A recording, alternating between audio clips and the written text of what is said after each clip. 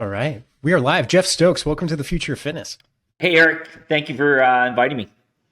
Yeah, thank you for coming on. I spent some time, preparing for this interview and 25 plus years of experience within the fitness industry and health industry. And man, that's there's a lot of knowledge to tap on with you for sure. A lot of experience, and I'm really excited to have you on and talk about what you guys are doing at Stride and the bigger ecosystem at Exponential. I've really enjoyed conversations I've had with presidents of the various brands within Expo, and I've looking at your experience in our conversation already, I can tell that you're going to offer a lot of value to the audience. So, thank you for coming on. And a good place to start, Jeff, is if you just want to, if you can, summarize, a little bit of your experience and how you got to be the lead guy over at Run with Stride. Yeah, no, I appreciate that. It's hard to believe now when I walk into meetings that I'm one of the older, more experienced executives, and it just seems like yesterday where I was starting into this industry. And I like to say I've been one of the lucky ones. I really fell into this industry post college, played athletics, played baseball in college, and I knew I was going to get into some type of sales, marketing, management role, and the fitness industry was really still kind of at the infant stages. A lot of folks will know this name and kind of cringe, but I got started with Holiday Spas, Bally's, Total Fitness back in the early '90s, and they were Nice. expanding in the Washington D.C. area, and it was just a good fit. I really learned from the ground up. They had a great training program, and they really prepared their entry level employees on sales. It was really sales training, and how that kind of translated over the years has been pretty incredible. And you'll see a lot of crossroads of people that may have had that beginning that learned, there was other things in the industry to grow into, but, really use that as a foundation. So yeah, it's crazy to think 25 years later, I've transitioned more into the executive level positions over the last probably 10 years, and ended up here with the arguably the largest and most successful boutique fitness franchisor in the world at Exponential Fitness. Yeah, man, it is. I mean, what I was talking to a fairly new franchisor this morning, just in a personal conversation. We are uh, really admiring what Expo has done in the market, and even though it's the big dog, right, that everyone's competing against, hard not to just admire how Expo has done its job. And maybe if you can give people a little bit more background, Jeff, like maybe into the last 10 years. I mean, you've worked at Anytime Fitness, Lifetime Fitness, Hypoxia, a bunch of different brands and a bunch of different companies. Give us a little more insights into like the last 10 to 15 years. Yeah, It's no, really it sounds interesting. great. And so, I've worked with some great people, some great leaders, some great visionaries, and I'll start with Lifetime. I was lucky enough to jump on board at the very early stages back in 1999, 2000, when Nice. Bahram Akradi had a vision of growing that very large platform, that resort type brand, into a national player. They were really based in the Midwest, in Minnesota, Detroit, Indiana, but they wanted to make a big splash into Chicago and then eventually go to both coasts. And so, right place, right time, jumped on board, and had a really great 10-year run with them, opening up locations not only in the Chicago market, but then also moving out west and being the senior director of operations for the West Coast, and opening up the Arizona, California, Nevada, Colorado. I even had a couple other markets in there, Nebraska and Kansas. And so I was spread out, but really, really good opportunity, and went through an IPO with them in 2004. So again, much different than my role in boutique fitness, but just a lot of great learning opportunities and lessons, and worked with some great people there. And then transitioned into franchising. And to be honest, that was my first step outside kind of the big box corporate world. And I wanted to do my own thing. So I got into Anytime Fitness with Chuck and Dave back in 2010. I ran their corporate club division out in the West Coast, and had some of my own locations spread out, and just really was that new eye opener for me to see that the franchising side of the business, and had some great years working with Chuck and Dave and the Anytime Fitness team, of which they still are the largest global fitness franchise in the world, and their international footprint has just grown tremendously over the years. And then the next step in my journey was to get involved in some international business. And I've always kind of positioned myself as an expert in the industry. Private equity family funds would always reach out as they're looking to maybe invest in the industry. And I got a call from a large private equity group out of Sydney, Australia, that was the largest fitness wellness company in that part of the world. And they had bought the rights to a brand called Hypoxia here for the US. And Hypoxia, interesting enough, was distributed out of Austria. So I got a chance to work with an Austrian distributor and an Australian parent company. And I launched the North American division of what really is kind of now body shaping. It's a little bit in a separate category from fitness center, and it's not your medical clinic, and it kind of sat in this body shaping space. And so, again, just a great opportunity working with two great organizations. And to be honest, like a lot of my industry experience, it brought this call from Anthony and Expo. And I've been watching what Anthony had been building over the last few years, and they were looking for a president to head up a brand that was brand new, one location, an opportunity to grow it into the size of a Club Pilates or a Cycle Bar, Pure Barre, some of our bigger brands. And it was just the perfect next step for me in this journey in the fitness industry, as I've been an owner, operator, franchisee, now franchisor, and it's just been a fantastic ride over the last 2.5 years. Minus the curveball that we've all been thrown with the global pandemic and COVID. But I'm sure we'll get into it, how I feel like it's made our brand and our company, to be honest, overall much stronger and more durable with how we see things. So again, long-winded answer, and that's just 10 years. Lucky guy that fell into the industry as an ex-jock. Have loved every minute of it. I really pursue healthy living passionately as a person, as a dad, as a father, as a husband. And so it translates into kind of my DNA and who I am. And so to, be involved in the fitness industry at this level is just a joy. Right on, man. You said ex-jock. What sports did you play?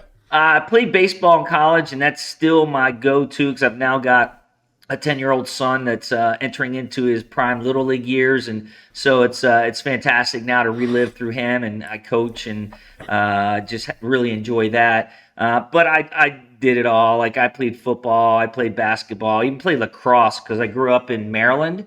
And so, funny story, in that part of the country, the Mid Atlantic, lacrosse dominates. And so, if you don't play lacrosse, you're kind of the outcast. And so I would mix it in the summertime just to play with my buddies. And the college I went to, Salisbury University, they're totally known for lacrosse. They've won 10, 12, 13 national championships. And I played baseball, but we did finally get a World Series, College World Series win last year. So it's just been a fun piece of my life. Yeah, that's great, man. I have a question that I always ask people who've been in the industry for a long time because I'm just genuinely curious. But the fitness industry is young, right, compared to a lot of more established industries that people might normally consider. When do you think the fitness industry actually started, and in what way? Started, great question, because I talk about this. I've talked about this on previous podcasts. Is how I have seen the evolution of it really being the wellness economy, really being about total health versus just kind of the vanity piece. And I'm not gonna lie, when I started, it was really about the vanity of being a member of these glamorous holiday spas and valleys, and a lot of people really didn't see the benefits of the exercise, right? How you can improve your quality of life, how you can reduce stress, how you can live longer and healthier, and all these now that really connect the dots, improve your immune system, right? That's a big one right now. And so all these things now that have been proven to be beneficial by folks that are healthy and choose to live a healthier lifestyle have come to fruition. Where early on, I guess Jack LaLanne got what would be your guy. Like he's the one that Yeah, I preached it, agree. and Bally's was a spinoff of the Jack LaLanne, holiday spas back in the 80s and even 70s, I guess. And so I would say he's got to be the godfather of fitness. Yeah, I agree, and that's exactly where I pinpoint the start of it is when he was doing his little segment because I grew up in the Bay Area, so he was on TV, every once in a while. And I was very young, and I kind of remember this. I'm 45 now to date myself, and then the Jack LaLanne juicer came Yeah. out, right, and all the crazy things he did, like rowing or pulling a boat across from Alcatraz to the shore of San Francisco with his hands and feet handcuffed.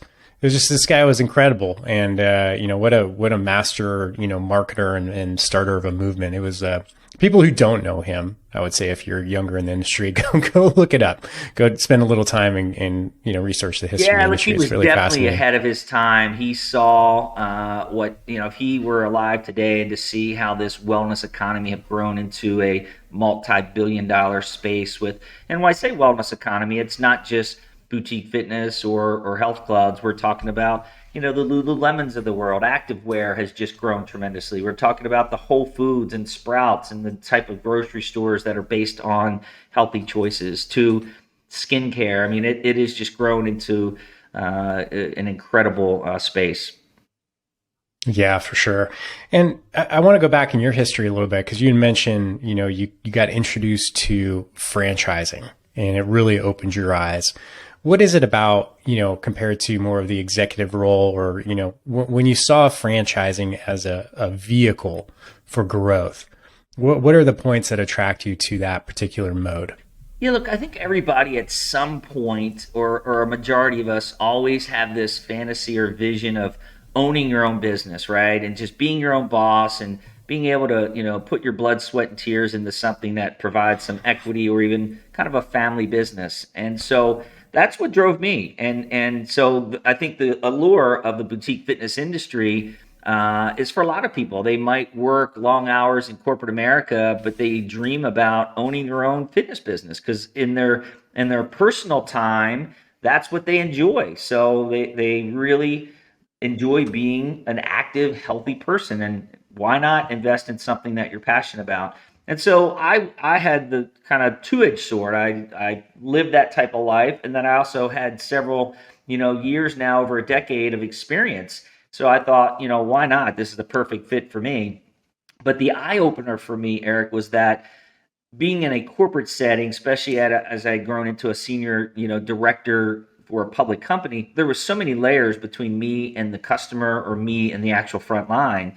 And so when you are a franchisee in boutique fitness, even as a semi-absent owner, there's still that, you wear several hats, right? Especially as you get your business going in that first location, as you're learning how to open and operate these studios. And so that was the biggest aha moment for me, going from a corporate executive to owning a franchise. Is, guess what? If the toilet's not working, I don't have a janitorial division that I call to say, hey, at XYZ studio, we have a toilet that's broken. That person is me, that I need to go find that local service to help get that fixed. Whether it's the accounting side and doing your books, whether it's turnover and having to hire, train a new general manager. So you wear more hats. You either enjoy that or you don't. And I think that's the biggest separation is when you go into franchising and you own your own business. Yes, the franchisor provides a lot of support, and I think that's where Expo is got so big of an advantage over the competition is because of our infrastructure and our systems. But again, the franchisee and or that staff, they're making it happen at the local level. Yeah, great answer, man. And it brings me back to my, independent gym owner days where I mopped a lot of floors, and I was answering the call at 5:55 a lot of mornings because maybe a coach didn't show up or was sick or something like that. It was quite a lesson in overall business for a decade. I can say that for I'll sure. say with a little chuckle because a memory came to mind of a good example. And so I was kind of spread out with my anytime locations. I had one up in LaGrande, Oregon, up in the very northeast corner. No easy way to get Nice. there from Phoenix, Arizona. I had one in Payson, Arizona, up in kind of the mountain area. I had one in Buckeye, Arizona, out in the suburbs of Phoenix. And so I could never physically be in my studios, my gyms in the same day. And I'll never forget, I was on the latter stages of opening up the Payson, Arizona location. And something had slipped through the cracks on just, getting cable or digital to the studio for all the TVs to work in the cardio area. And in my lifetime days, I would simply call somebody and say, hey, this needs to get done. But I was scrambling, calling the corporate office of any time to see if somebody could do it for me. But the answer is, here's how you can do it, but you need to do it. And so that was kind of that aha moment like, oh, I'm not with corporate America anymore. I've got to go online. There's a lot of support and training and how to do things, and you just got to figure it out. And so, it's more of teaching you how to fish and not fish for you in franchising. Yeah, well said. Well said, Jeff. So let's get into Stride a little bit. How do you describe what a Stride franchise is, the experience? How are you guys differentiating? And of course, I'm going to ask you the challenging question because I know it's something that you guys are really working to, establish the value in the market of, what is a running studio, or is it a running studio, or is it an overall fitness experience? So I just lumped that all into one big question, but tell us what you're doing. Yeah, no, that's a great Q&A for me to tee up, where we have gotten to after a year and a half, 2 years of launching this business. So if you go back to 2019, there was this growing trend in the industry, which we like to call it at Expo verticals. And so yoga is a vertical and a modality, and Pilates is a vertical and a modality for us. And so what we were seeing is that these being categorized as a running studio, but it's really treadmill interval training, right? At the end of the day, we'd rather be categorized as a treadmill interval training total body workout. But we got pigeonholed kind of in this running category where you might come into the studio and just run on treadmills for an hour. And it's totally not that. It's all done on interval training with sprints and intervals with inclines. And then we have a combo class where it's very similar to a Barry's or an Orange Theory minus the rowers. A Shred 415 are kind of in this category. So that's where we come now. Initially, there was this kind of growing in New York. There's a group called Mile High Run Club. There's some other kind of smaller independents spread around the country. But we found that, especially coming out of COVID, consumers really love this workout, and they love the total body aspect where they can come in 2, 3, 4 times a week, torch calories, get a great workout, and feel good about the results. That's what they're looking for. And so, in summary, Eric, it's a interval training total body workout utilizing treadmills as the platform and strength training mixed in. Right on. And I'm curious too, are you guys, a lot of the boutique franchises that are working within kind of the cardiorespiratory training all have a little bit of tech involved. Are you guys leveraging anything with what you guys are doing at Yeah, Stride? big time. And so another, I don't try to add another term to kind of our treadmill interval training, but we're also heart rate based, right? And so you are a minority if you are not using a heart rate monitor in our classes. We have leadership boards posted up in front of the treadmills.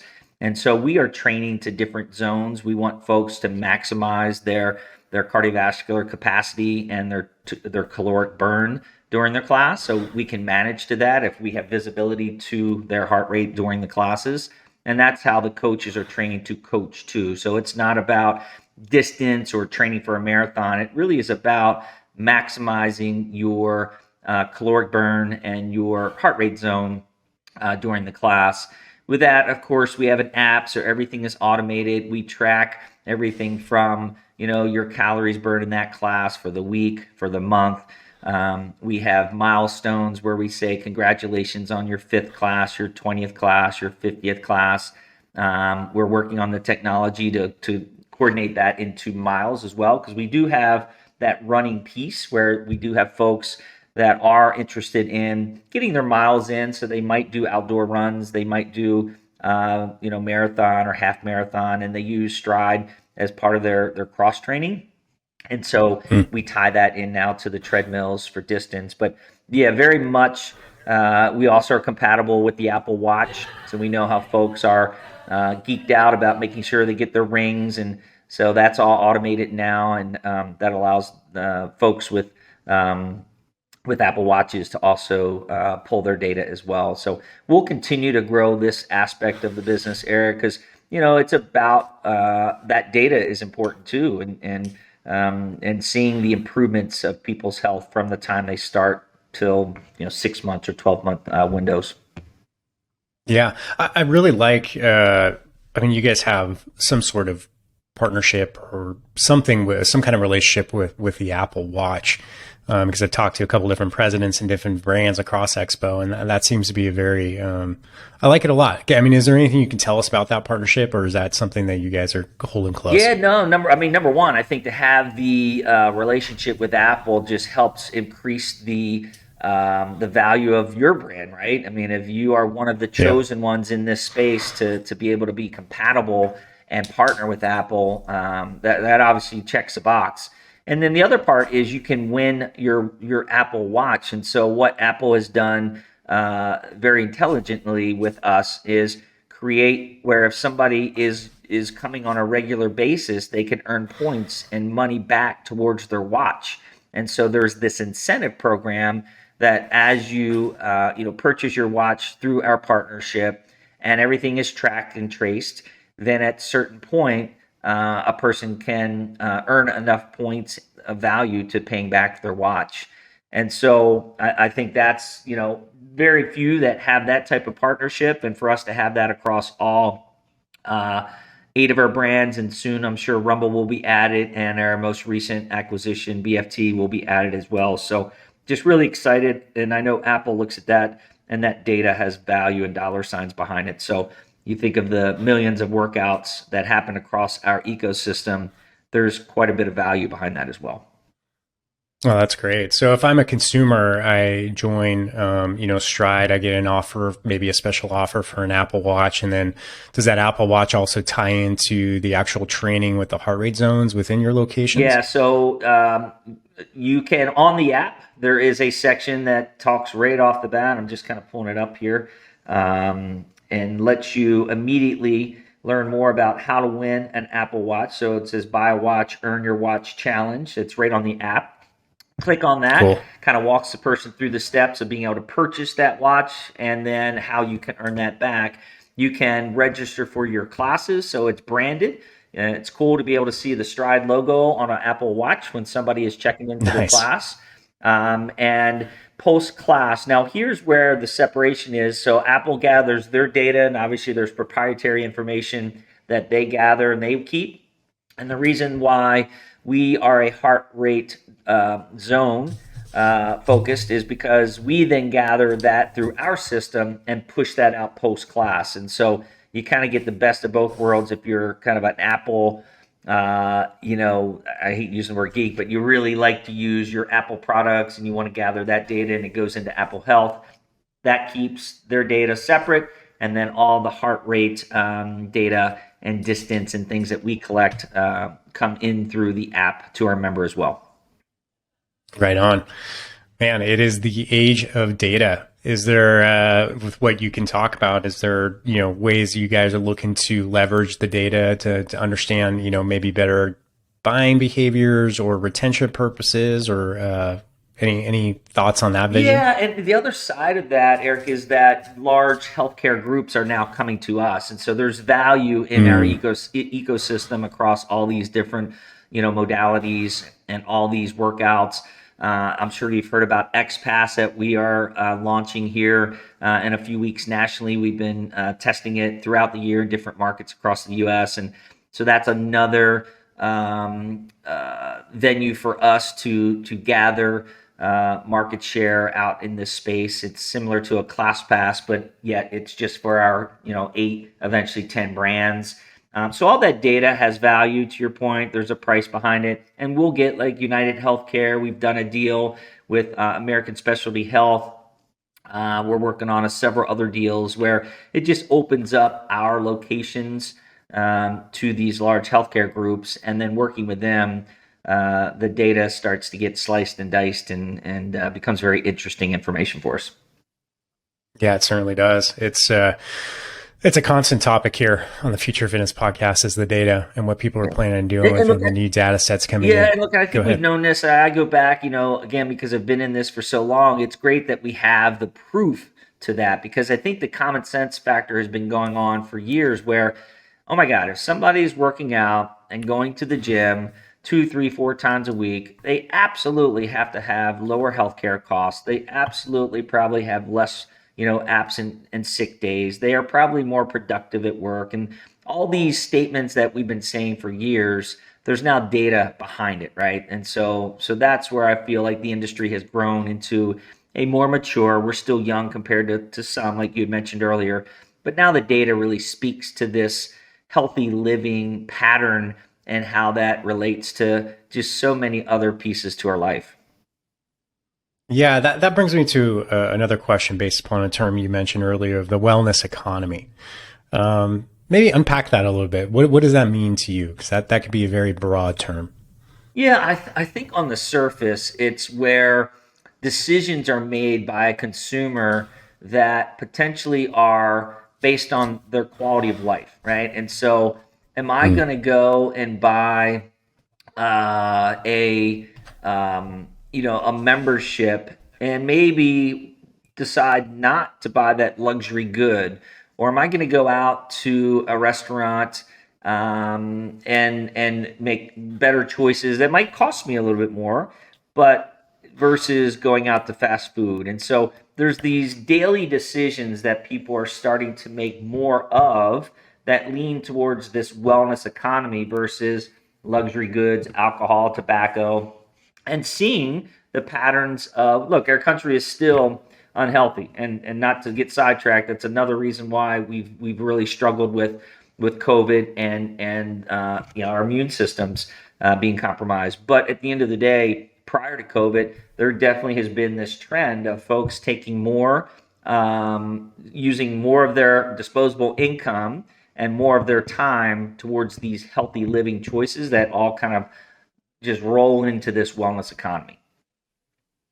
Yeah, I like that a lot. Wellness economy. That might be And one of here's the an interesting one titles of this too, episode. Eric. Is so again, I'd like to see Ursa maybe come out with some data next year that shows the true recovery. But prior to COVID, there was this growing trend of folks that had 2 memberships, right? So the 48% of big box members, and big boxes, everything from a 24-hour fitness and an LA Fitness and a Crunch and a Planet to a Lifetime, right? And there's obviously a big price variance there, but 48% of big box members had a second membership. And that's where boutique was kind Hmm. of coming in. Like, you could have your Planet Fitness membership at 10, $20 a month, but then you might have your Stride membership because 2, 3 days a week, you're going to get a killer workout. And the other days, it didn't cost you much to go and just throw some weights around or hop on a tread. Then the other interesting piece was 18% and growing had 3 or more memberships. And so that's kind of speaks to the wellness economy where, I use my wife and I as an example. We had more than that. So, we each had the big box at Lifetime, obviously. She had her yoga. I had, prior to Stride, I was an Orange Theory member. And then we had an Elements Massage membership, which that also falls into wellness economy. And so you see Hmm. more and more consumers making those type of decisions where they really are focused on, improving their quality of life. Yeah, great description, man. And so let's talk a little bit about COVID. I mean, obviously we all are familiar with the challenges, right? From a fitness and health industry standpoint of locations being shut down, people's hesitancy to go and work out in classes, and remote booms and the rise of Peloton. Although I think we've all seen the earning reports lately. So I guess here's a question for you that maybe people don't ask. What were some of the unexpected benefits from the franchisor standpoint of this pandemic? Yeah, look, we had to really dig in, and as a franchisor, I mean, the number one responsibility is to support and train and provide for your franchisees. And so overnight, when you go from 16, 1700 locations open across the globe, most of those being in the US and Canada at that stage, being told that they had to shut down, that is a pretty incredible transition. But immediately, Anthony and all the presidents and the executive team just went into kind of we created a war room, and every morning we reported in. And what do we need to do? Well, we needed to negotiate with landlords and make sure that there was some type of rent deferment or abatement or some type of assistance that we could provide from the franchisor's point of view to our franchisees. So once we got through that, at Stride, we realized that we still could do outdoor stuff, even though we can't roll the treadmills outdoor in the parking lot. That's just too big of a burden. We can do which we branded Stride Outside, and that's a boot camp type class that incorporates some sprints and running, whether it's around the parking lot, whether it's around the parking garage. All and above, we just realized we've got to be resourceful and be an outdoor product at during this time. And so we created that library of workouts. The other part for Stride, which is great, is you can always lace them up and go out for a run, but it's lonely. And so a lot of reasons why there's run clubs and run groups is because of that fact. And so we went back to our roots, and we created outdoor run groups and outdoor walk groups so that people could utilize and keep Stride on their mind during this very difficult time. And then last but not least, even though it's a separate division, all of our brands have a digital platform, and we just continue to produce as much content as possible for our Stride Go platform. And Stride Go has two options. One, if you have a treadmill at home and you're lucky enough to have a treadmill, then you could do our Stride workouts that you would do at the studio, but at home. And then if you don't have a treadmill at home, we wanted to hit that audience with guided outdoor runs. And so the answer, Eric, is we looked at it as a time to just really, really focus on our library of programming and how we can hit the consumer. So we feel like today we can hit them in their living room. We can hit them obviously in the bricks and mortar, which is our backbone, our bread and butter. But then we can also do outdoor programming and be very successful. And so it allowed us to build those three categories. And to the point now, when a Stride opens during pre-sale, they now have Stride Outside as a way to start building their community of pre-sale members. They have Stride Digital, the Go product, to also start building that community. And then when we open up the actual bricks and mortar, we've already gotten those folks tied into some Stride branded classes. And so that, we're pretty excited about what we accomplished, as well as just supporting, as a smaller brand inside the Expo portfolio. We didn't have to negotiate as many leases and deal with that as some of our larger, brothers and sisters did. So we really just focused on the product. Yeah, interesting. What is, out of curiosity, what is a starting, I guess, unit for you guys franchises, from the, staffing to footprint to startup costs, things like that? Yeah, so each of the Expo brands have a different FDD item 9 there. But for us, we have partnered with, by arguably one of the best treadmill companies out there, Woodway. They're US based here in Wisconsin, and just have had a great product and a great reputation for many, many years in the fitness space, and really the only treadmill company that has, been chosen by all the professional sports leagues, Major League Baseball, NBA, NFL, NHL to be their key product, their key treadmill. And so with that, we have 25 of those in our model that drives our costs a little bit higher than maybe one of the other brands that doesn't have as much of equipment package. But all of us are in that 500,000 range, the 3 to 500,000 range to open a Stride studio. And we're about 2,000 square feet and really maximize that space where majority of that is two areas. One, our front lobby area, which is kind of where Boutique Fitness got its name from. That's really a boutique retail shop. It's also where you check in, and there's a kind of a communal area there when you start and finish your class. And then the treadmill studio is where bulk of that space comes from to utilize 25 treadmills. Yeah, right on. Curious from your standpoint too, Jeff. I mean, I've had Rick Mayo on the show recently, who just launched his Alloy personal training franchises. Brandon Cullen is a good friend from Metabolic, and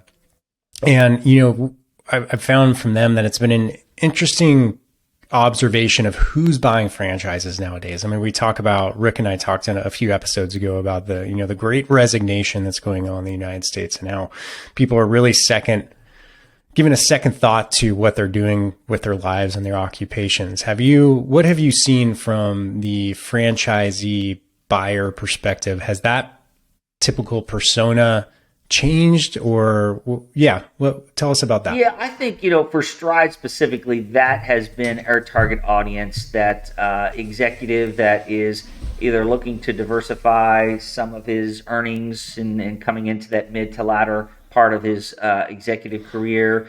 Some that are just looking to walk away and just they want a little bit more flexibility with their schedule and their time, and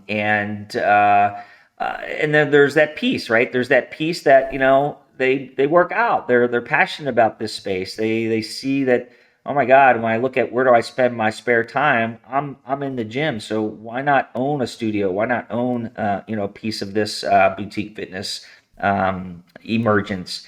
So yeah, and some brands might be, if it's personal training based, or if it's a lower entry level, you might get the fitness industry folks, somebody that just wanted to own their own business after working for a corporate studio or corporate, business. Personal trainers are, famous for, eventually progressing to the point where they want to own their own personal training business or their own type of gym or studio concept. So that's where we see a lot of, if that latter group has the capital behind them, they could be great operators. The first part, the group that are capitalized, they just need to find great operators. So whichever one comes our way, we just make sure that they offset their skills that they're the weaker, with to make sure that they have the full package. Yeah. How is it for those capitalized operators who may not have the fitness industry background and experience? How has it been to find that staffing to support those locations? Yeah, look, I always say that this is why I feel like I've stuck to this and been so passionate around it, because there's just not a lot of moving parts, right? When you get the boutique fitness, you've got your pricing tier, which that's set before you open up. So that here is the pricing range that you're going to be in. And then it's about having a successful pre-sale and membership. So the sales and marketing side that I learned 25 years ago in the Bally days just hasn't changed, right? Maybe some of the tactics and some of the ways to gain those members has changed, but it's still about your membership number. And then the other piece is providing a great product, so your attrition is manageable. And you knock off a point of attrition, that goes directly to your bottom line. So when these folks come in that don't have the industry experience, like someone like myself, it's pretty easy to say, look, there's just not a lot of moving parts. You have reoccurring revenue. You've got pretty set base operating expenses that aren't going to vary. And you provide a great product. If you follow the footprint and you execute on this, this playbook, you're going to be successful. And so I think that's what attracts that type of person. And then immediately, the general manager role is the big piece to boutique fitness. And we don't have many owner operators. We want them to be kind of behind the scenes operating the business, and a full-time general manager running the day-to-day. And that's where we do help them with identifying those people, doing final interviews. They ultimately have the final say because they need to get along with that person locally. But that's a part where we really come in and help them pick the best person for their business. Yeah. Yeah. There's a lot of moving parts, and, there seems to be, and I'm wondering after a few conversations lately as well, is when you look at what's happened over the last 2 years, and, larger, well-supported franchises like in the Expo ecosystem have been able to kind of ride out the storm. A lot of independents have not.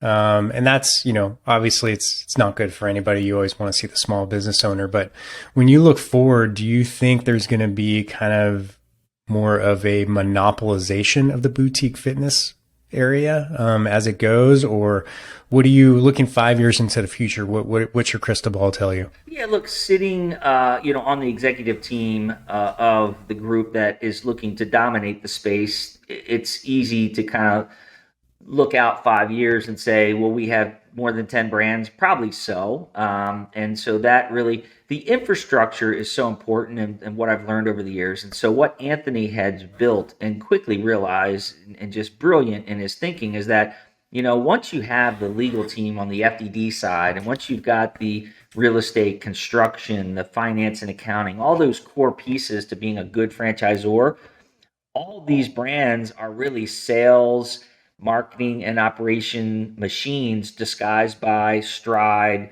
Yoga Six, Cycle Bar, right? So we have great brands, and we continue to just drive brand recognition and grow the brand, but the engine behind doesn't vary a whole lot. And so that infrastructure just continues to get stronger and stronger.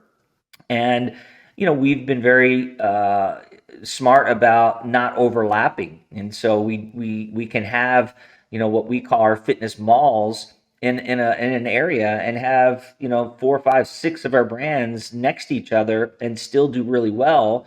And then the X Pass even brings that next tier of dominance for us, with being able to have one membership and access to several of our brands. So you never like to see the independents, go away. And I don't think that will be true, because you're never going to take away the passion behind some folks that just want to start their own business. And I think it's healthy for the industry. It's healthy for our economy. It's just been a tough couple years for that type of individual to survive. But that's what's grown our industry. And to be honest, I look at Stride. Anthony calls them passion projects, right? You get these people that are Mm. just so passionate about their business that even though they don't know everything they probably should know, if they were in a franchise system, they still survive out of just sheer determination and passion and blood, sweat, and tears. And then we come along and purchase them at an early stage where they don't really have the capital or the infrastructure to grow. And it's a beautiful partnership. And so that was the marriage of Stride. There was only one location in Pasadena, California, two wonderful owners that were just doing everything they possibly can to learn. And then we came in and added our infrastructure and our systems, and immediately grew despite COVID. So it's tough to grow a brand during COVID. And as everyone has seen, Expo has done that. Yeah. Yeah. I mean, me coming from the CrossFit background of having such such a great philosophy and methodology of training, which, people can argue whatever they want about it, but it really was, especially in its purest form, and how fast it grew, right? The affiliate model just boom, took off, but there was no solidified business practices or organization behind it. And I think ultimately that's kind of why it hit such a critical point and then couldn't sustain momentum, is that, a lot of these gyms were open, but they weren't profitable. They didn't know how to be profitable. Some of them, to be fair, didn't even know what the word profit meant. Yeah. And, to have those kinds of business practices and longstanding, proven, systems behind it is extremely valuable. And especially for people who are coming in, out of the industry who want something out of the box, I think it's great. Yeah. We're starting to run up on time. Go I was ahead, going to Jeff. say, I think there was a missed opportunity in CrossFit, and then they kind of, as stumbled upon something, then it became much larger. But, if that was in a franchise model, I think there was a lot more sustainability and, branding the name, and then Reebok gets involved. But I think the industry learned pretty quickly how culture and creating that almost Yes. cult-like following, how incredibly powerful that is. And we all were looking from the outside looking in, going, how do we do that in our brands? And so there's a lot to be said about that model, and the good and the bad over the years, and what it's taught the industry. Yeah, for sure. So, Jeff, I want to respect your time too, but I always like to ask this question towards the end, and it's in the spirit of collaboration, and people listening maybe want to reach out and chat with you. But what do you need right now? What are the challenges? What are one of the challenges you're facing that you could use help with? Yeah, I mean, when you launch a relatively unknown brand, even though the parent company is superior, it's still the basic blocking and tackling, right? And so every time we open up a stride in a new market, it is, back to old school. It is grassroots marketing. It is partnerships with other local businesses. It's the B2B. It's the good old, membership sale and pre-sale. And so I don't say there's something that I need, because we obviously understand what the task is ahead of us. But it's, if I could snap my fingers and we had 50 locations and we were in all the major metropolitan areas, the the year that's ahead would kind of be behind me. And so that's where we're at. We've got our 10th location that is opening up here in December. And then 2022 is really going to be our coming out party as the youngest brand in the Expo family, because we never really got launched in 2020. And so we're super excited. We're going to continue to double and triple in size over the next 2 to 3 years, and grow at the rate that Expo expects, brands to grow at. But that would probably be it, Eric, is just the brand awareness. Just there's no easy way to do that. You've just got to open up locations. They need to be successful. And then you need to come back with second, third, fourth, fifth locations in those metropolitan areas. So then it becomes a pretty well-known brand.